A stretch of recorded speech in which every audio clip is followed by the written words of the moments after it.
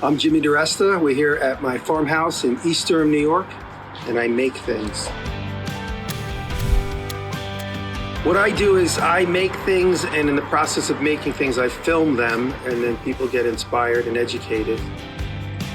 I've been using TotalBoat now for, I guess it looks like about 4 years. I use TotalBoat the finishes.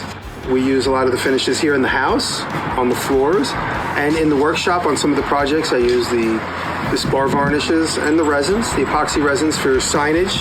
Use some of the resins that are dyed to make different colors inside of signage.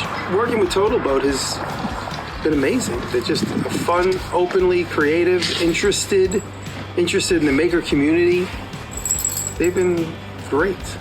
Making things with my hands is something that has always come natural to me. So figuring out and kind of unlocking certain puzzles of how to use certain machines and how to use materials is always fulfilling to me, because it's like solving puzzles. It's like figuring out a math equation.